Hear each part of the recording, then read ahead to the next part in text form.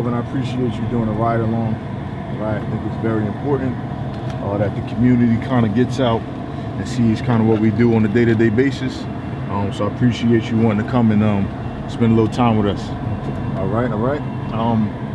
So we're going to try to do a couple things today, but first and foremost, we are going to check out an area that had a lot of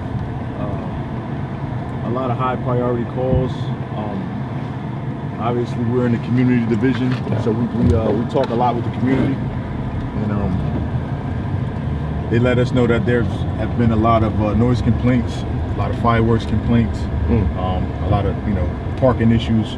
So we're going to go over there in the area, try to make contact with a couple people, let them know what's going on, and kind of give them that warning, like this is what's going on. We know it, we see it, and we're looking to make some change. Specifically in our unit, we want to do more education, right, than just starting to give out tickets and things like that. So we're going to try that. That's our first thing we're going to do. So we're going to come down here 100 block of 3rd Street and see if we can talk to some folks. Good. All right. And then as we roll out, whatever questions you have or anything like that, let me know, man. Well, first, I mean, what do you mean fireworks complaint? I thought fireworks were legal. So here's the thing with fireworks. So having the firework is not illegal. Right. Lighting it off is illegal in Pennsylvania, in Allentown. So, and that's a good question because a lot of people are unaware of that. Wait, is something they sell it? Yeah, they can sell it. That's not illegal. So they probably should get to the baseline of the problem, right? Be allowing vendors to sell the fireworks, yet people buy fireworks, they can't use them. Right? I get it. Well, I don't make the rules. I get it. I get it. I had to ask the question. Right. We just need to regulate them. So at some point maybe they'll have that conversation to figure out how we can either go one way or the other, make it legal or make it illegal to even just sell it. I bet you see a lot of folks tell you, listen, I bought this down the street. Absolutely. Right. So how's it not? I just got to break that down. Same way I break down everything else. It's just about having a conversation. Like I said, it's about education. Some dudes would be like, all right, I get it, I understand it. Some people like, I paid a lot of money for this. So I'm like, no. Right, exactly. And I'm like, well, don't get caught by me, because I got to do what I got to do. Right. So that's what it is, man. But yeah, so we're gonna get off here. There's a couple guys from our unit that's already out here.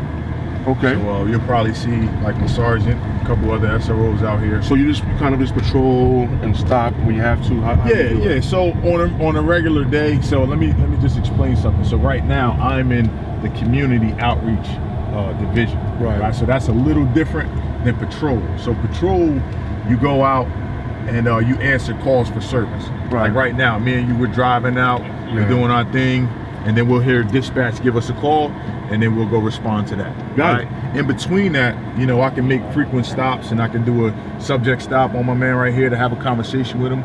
Or if I see something maybe illegal going on, I can have a conversation about that. Makes sense. I can do a self-initiated traffic stop if I want to do that. But for patrol, which is like the backbone of what we do here, we're answering calls, make sure we're getting out to the citizens when they call us. So you guys are intentional about community outreach? Oh, absolutely. So you guys have stopped guys in the streets and say, hey, listen, my name is so-and-so, how you doing? Where do you live? That's the beauty about of this division.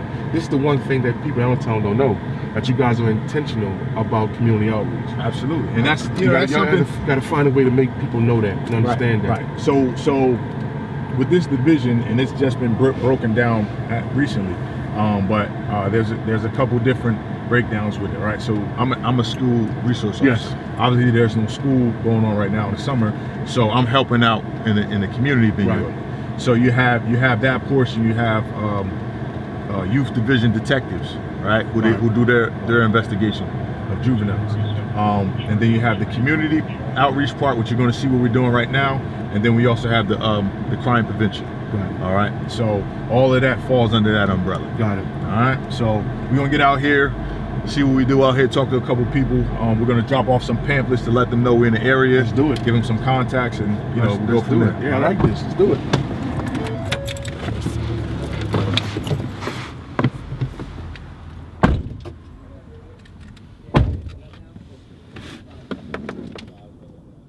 See what y'all good. All right, we're gonna get something good. Yeah, we talked to 25, and then we got to talk to the people hanging out. What we talked to them about? Real quick on this left.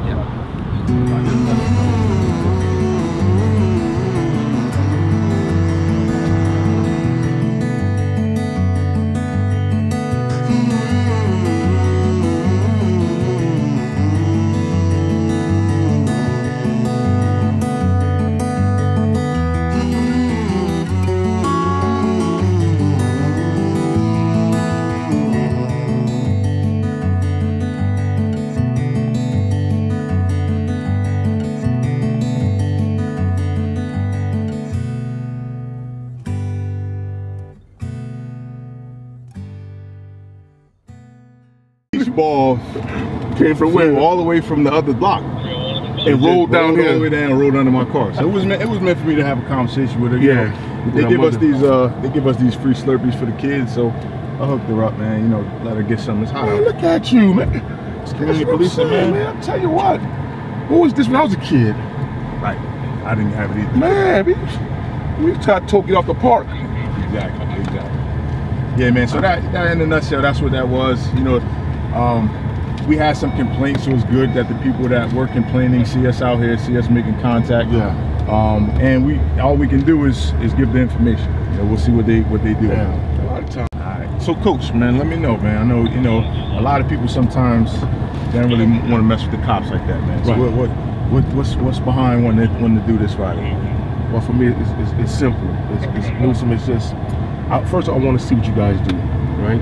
And I want to see how you guys do it. For me personally, listen, I didn't like cops growing up. I grew up in New Orleans. I didn't like cops. Cops were not friendly. We always had problems with cops. But as I got older, I became friends with police officers and law enforcement officers. And so I said, listen, what better way to get to know my community but through the eyes of a police officer? And so I think this is important. In fact, I'm going to ask my coaching staff to also do it.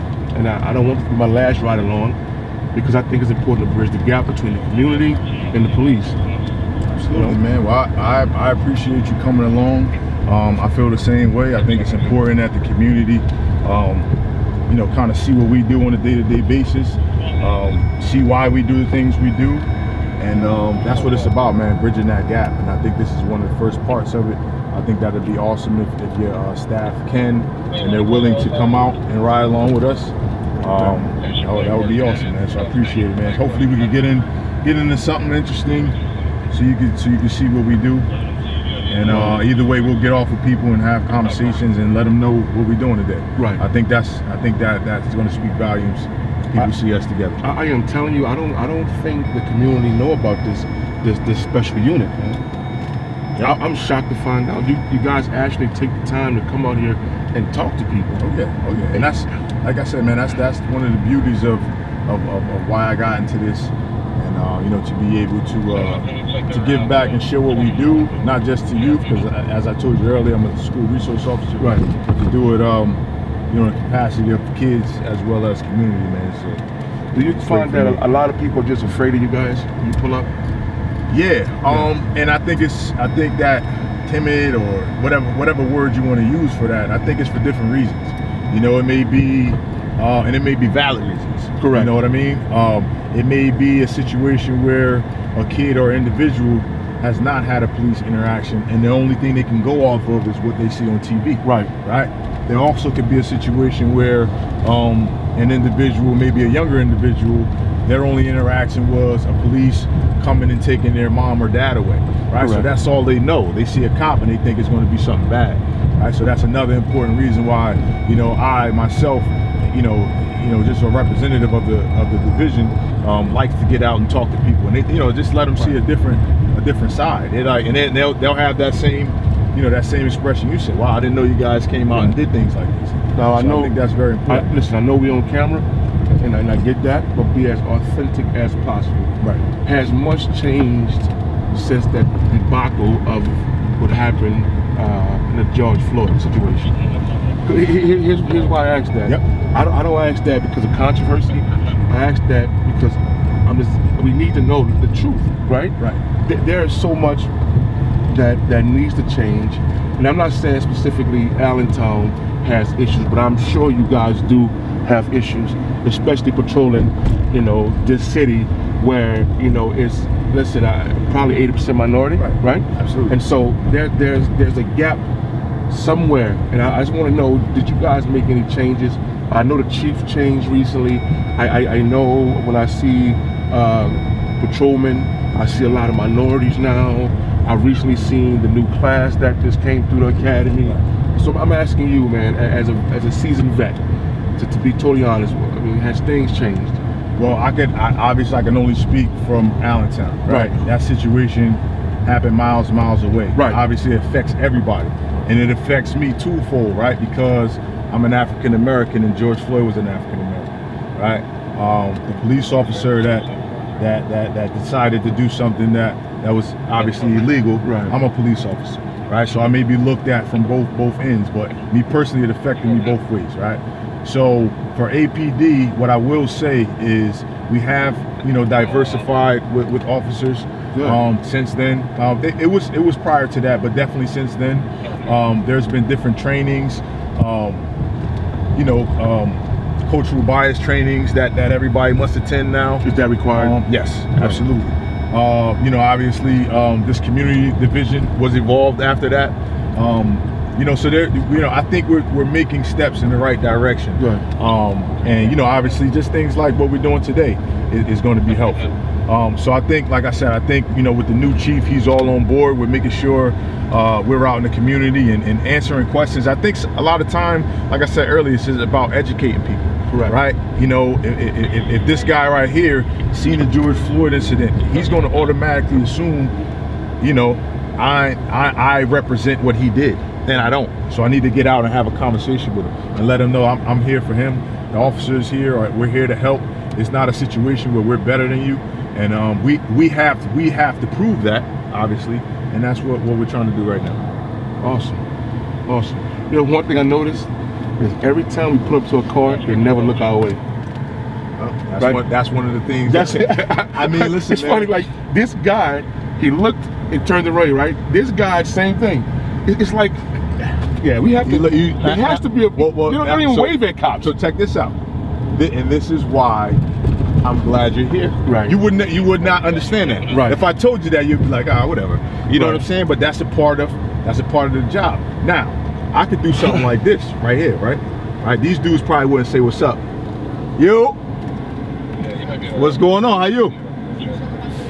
Hey, what okay. Still balling? Yeah. How you do? You ain't no average Joe though. All right, man. You all right though? All right. So, I know him. You knew him. Right. Now, but you see the tedious of, I'm gonna talk to you, but I'm not, because my guy right there, I get that. I get that. And you know, it's all good. I get it. But if I see him outside of the thing, it's different. It's totally different. We peace and love, right? But I get that part. No, listen. I just want to show you exactly what he's going through. I just want to show you that. Listen, I know exactly what he was going through, because I'm like, okay, how you gonna react to this? You know, he's gonna walk away and say, hey, I'm good, you know, but I get that, man. Other dude, I know him more than him, and he didn't even turn around. He didn't even speak to you. Right. But I get it. Am I gonna feel a certain way? You should not. I get it. I agree. I understand it, man. So should not. You know, but I want you to get this experience. Yeah. You know, I want you to get this experience. So this is your primary area, so a lot of people know who you are. As a school outside of school, officer, outside of school, right? So let me tell you this. So I was car 202, which you're absolutely correct. This was my area, right? Prior to going down to community division. So this is my area. So yeah, I would probably know a lot of the people, but also, obviously, you know, I coach as well. Correct. And prior to coaching with the Canaries, I was coaching the little Canaries. That program, volunteered at the YMCA as well. So I'm familiar with a lot of the youth here, and obviously that was over 10 years. So these youth are now young men and women. Yeah. Right. So yeah, and that's a great thing to know. You know who you're patrolling. That's very important. Yeah. I think for any department, that's very important. So how do you guys indoctrinate the new recruits, the guys who are fresh on the job? Do you put them in center city like this? When you first start, you bounce around. Okay. Because one of the most important things is knowing your location, right? If God forbid something is happening to me and I'm in the 200 block of Grant and you're a brand new officer, you need to get to me. or vice versa. I need to get to you, right? So that's one of the first things we make sure guys know. We make sure guys know where they're going. So we can't put them in one specific area, right? We got to get them all over the place, south, you know, center city, west, east. You know, make sure you know where you're going. Right. And then when you get familiar with where you're going, then we can, you know, you can request to say, I want to specifically be in center city. There's a lot going on there. I think I could be an asset to the department there, or maybe south, wherever you feel comfortable, you can request that. But you know, you're gonna go where the department needs you. So right now, how many guys you have on the force? It fluctuates. You got guys retiring, you know, resigning maybe. You got new recruits coming on. I would say within the 220 range, probably around there. Yeah. Are you guys maxed out?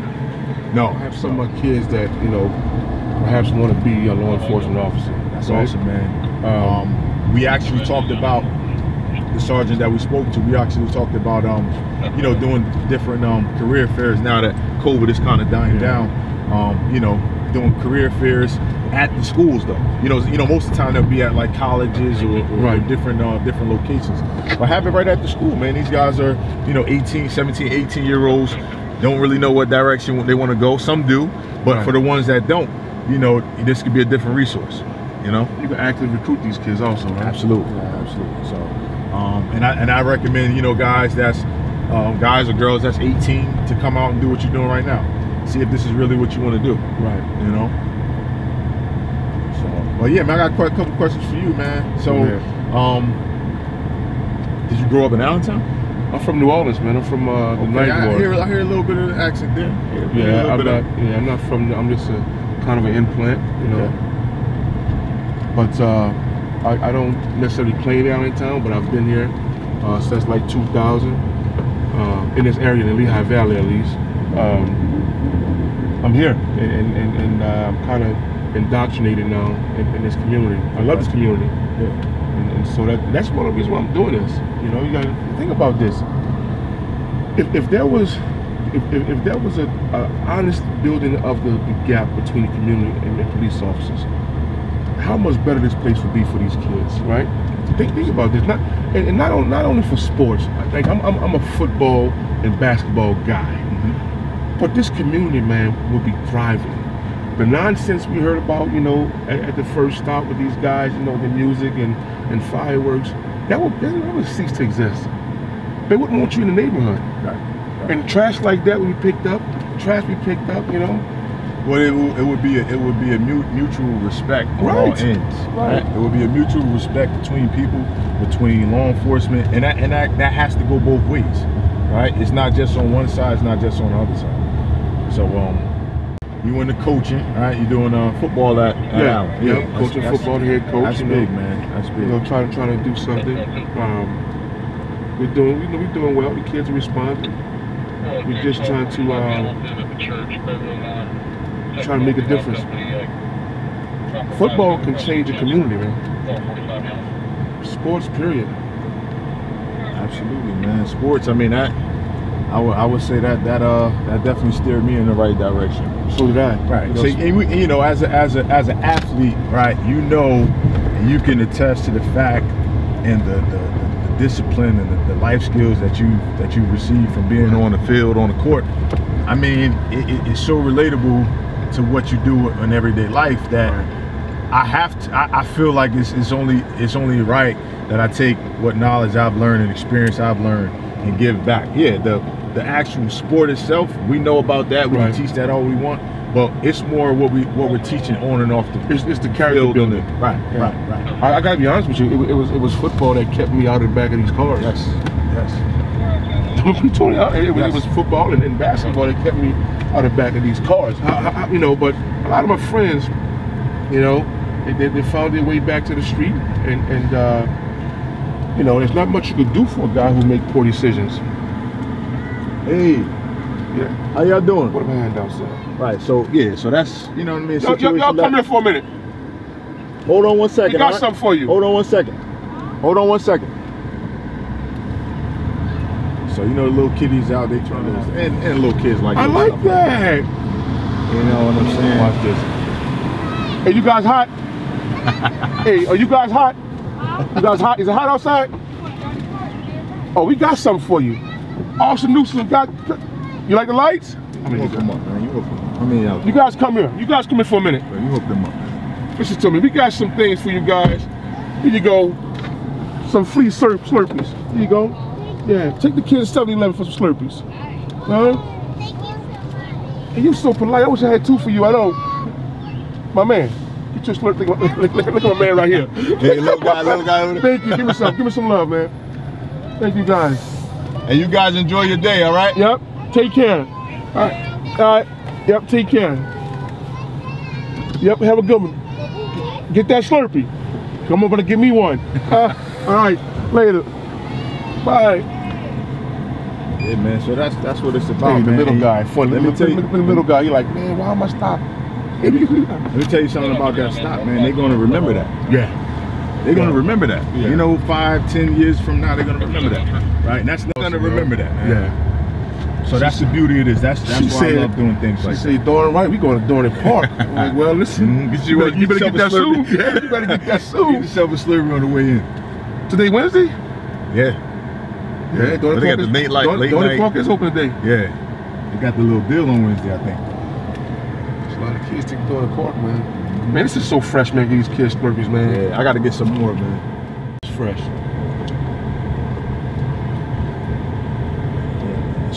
So I think Detective Pedro was talking about doing some type of collaboration where we get some guys kind of showing what we do in the academy, man. Is that true? So my kids are game. So we're gonna introduce to the kids this APD challenge. Ooh. And so they'll be able to do a modified version of what you guys do. Okay. And so they game. I mean, my kids, they're all about it. Just to do like the physical aspect of it. And it'd be nice if you guys could tell, I could carpool some of my kids to go down to the academy and see you guys, go to work. Yeah, man. Yeah. We'd love to do something like that, man. I think that'll be big for them. Right. And then at the same time, whatever questions they want to ask, maybe that may be something that they want to get involved in. I want my kids to know you guys by name, man. That's important to me. Yep. Kids want to compete any kind of way they want, any kind of way I ask them to. I have an amazing bunch of kids, man. Like an amazing bunch of kids. Got a call? Yeah, let's see if we can get on a call, man. 2319, let's do it. What's that? I like that. Yeah. Call. Gas station, little disturbance going on. There's going to be an officer there. They'll probably get there before us, but just kind of see how that, see the process of that. Let's do it. All right. Let's do it. Might be somebody I know.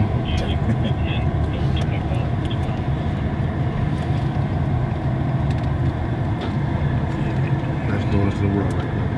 Yeah. We can't talk about donuts. Yeah. Not on camera. Not with the uniform. Yo, but listen, man. Before a game, I come bring some donuts up. Yeah. You know what I'm saying? When I'm dressed down, I bring some donuts. On the dress down day, got some jeans on first. I ain't even look over there. Yeah. They do got the best donuts. Yeah. Put So does this work? Yeah. So this is my in-car radio. I have a radio here, and I have an in-car one. So the good thing about this is I can hear what dispatch is saying, and then I can probably talk to somebody else or get on. Scope is another version of dispatch where you want to, get specific questions answered. Yeah. So I can do that, but still hear what's going on. Got it. Yeah. So hit the lights here. I'm not gonna hit it. Yeah. That's this is the lights, and you have sirens as well. And then, if I was in my patrol car, they got a lot more gadgets in there. A lot of bells and whistles in that one. You have the MDT, your monitor, where you can see exactly what's going on. They give you a call. Y'all got me in a stripped down version. We gotta talk to Detective Pedro about that. You put me in a stripped down version. I don't know what he was thinking with that one. You trying to keep me safe out there, but this not the last one. The next one. Yeah, we going full throttle. Next one, man, I want a badge and everything. We're gonna find a uniform for you. I don't want no guns. Just give me something around my neck. Back in the day, West Park was a hot spot, man. How's it now? West Park, you know what? You know when West Park gets live? When school is in session. Yeah, I feel right? You get the Robs kids that come over. They may, especially when it's hot outside.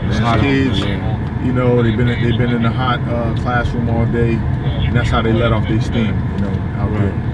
Same thing with Allen. It's right there. It's the walk on the way home. Right. But outside of that, man, it's a beautiful park. Yeah, it is. Right, you know that's where they have Not the free concerts, man. Yeah, they have the concerts there. So nah, West Park, that's where it's at.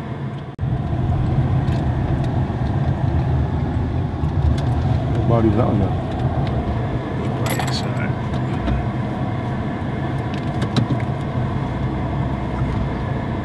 Let's throw some chips or something.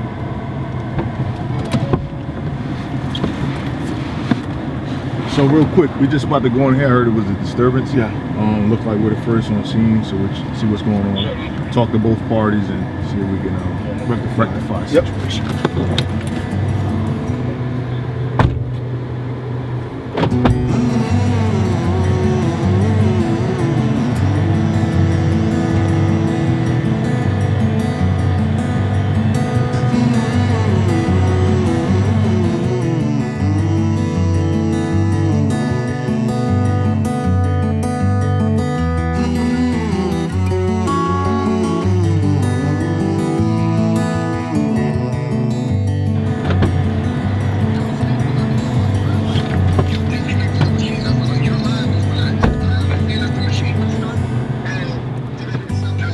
Yeah, yep, absolutely. All right. All right, my man, have a good one. So, what I like to do is make sure everybody's comfortable after everything is done and recorded. You know what I'm saying? After everything is done, this guy's okay with it, he's okay with it. If anything has to happen or transpire after this, he has the number. Yeah. If you want to get a copy of the police report, you can go down there and do that. But this sounds like a situation that's going to take care of itself. Right. So that's that. 101. All right. You guys should cancel Ross. Her husband came on scene. What do you want?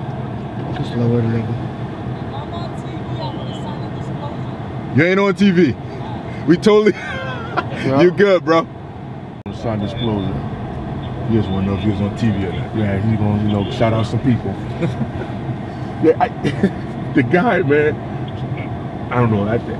See stuff like that.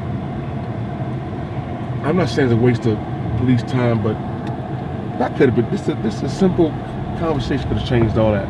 So again, this is why it's good. Why you sit in on these, so you see. It doesn't make any sense. You know, but these are the calls we get. You know, these are the calls we get. Now, here's the thing, though. It was legit enough for Jonathan to call. Right. You understand? And could that be handled? Yeah. But am I okay with it? I am, because what if he decided to take it upon himself and do something crazy in here? Now it's a different type of call we're coming to. Right. We're coming to an assault. Right. Or, you know, something else. So it's okay. It's part of the job.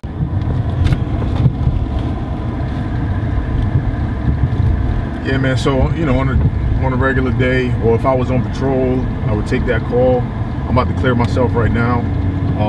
And when you clear yourself, you put yourself available to just take other calls. Yeah. If you have some time, you might want to just knock out a quick report. If not, you know, you hump calls until you're free, and then you do your reports at the end of the day. All right. Clear myself. Research Force 3.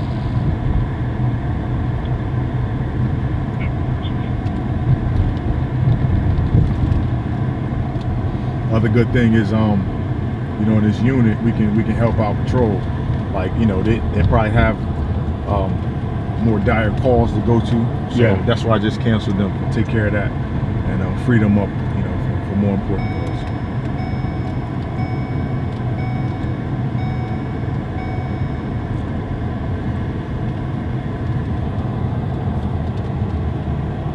Yeah, man. So what were you doing prior to taking the Allen coach job? I coached under the last administration, of course, but I still work with kids. I work with kids at Allentown. You got a hell of a mustache on him. I was about to say the same. I didn't even know who it was because of the mustache. But yeah, you know, coaching is who I am and what I do. Kids there. They used to be there. Yeah, they used to be there every day. Playing basketball. Every day. Every day. It was a great thing, like I was telling you earlier. I mean, they were building that bond. Correct. you know, but more importantly, staying off the street, doing something positive. Man. Yep.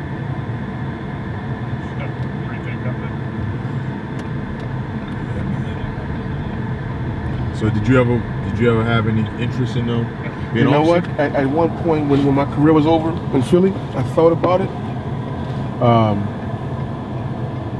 But then I'm like, nah, I'm not gonna do that. You know, I mean, it's not that I was interested at first when I first came to Allentown. I thought, well, I lived up in McClungy, of course, not in Allentown, but I thought, you know what? Let me see if I truly want to do this, and then I was like, nah, I don't want to do this.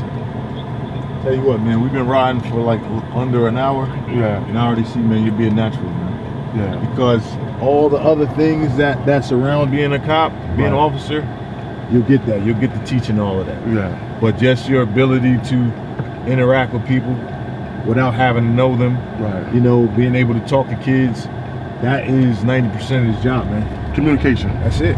You know, like I said, all the other things is, you know, obviously training will set you up and prepare you for that. Right. But if you're able to communicate with people, man, and make them feel like you're there for them and you actually care. Like I said, with those two individuals right there, we left that with them feeling comfortable with the situation. A waiver, man, for a shift. I want to see.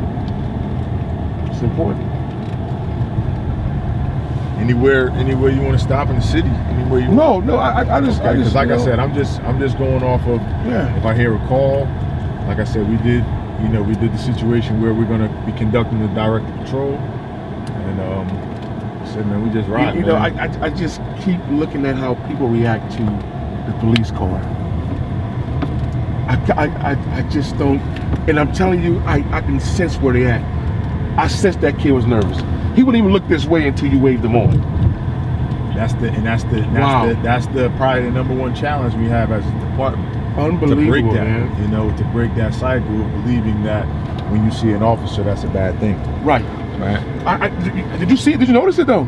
Bro, I've been noticing for the 5 years I've been here, man. You know what I mean? The individuals I spoke to, if I didn't speak, they probably wouldn't have said nothing. And they know me.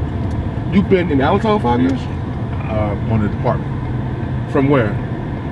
Did you start somewhere else? No, just 5 years law enforcement, all that. Okay. Yep. Yeah, prior to law enforcement, I worked at like a group home. Okay. Kids, ages from 8 to 18. Okay. Right, and then that was at an actual facility. It was kind of similar to Kids Peace. Okay. It's in New Jersey. Okay. And then after that, for 2 years, I was a supervisor at a specific group home. It was a transitional living home where those guys came to that house, and then we kind of helped them get acclimated back in the community. Right. We're helping them find jobs, you know, teaching them different life skills of, you know, how to be on their own, responsibilities and stuff like that. So that was an awesome gig too. But I wanted to be an officer, so when the opportunity presented itself, jumped on. That's what's up.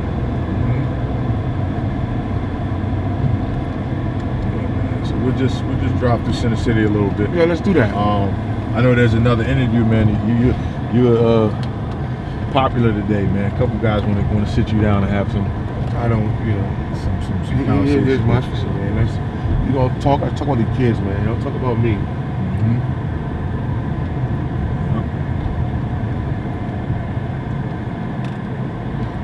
You got a story, man, and you know the kids they gonna listen and they want to hear that. So you know it's definitely gonna be beneficial.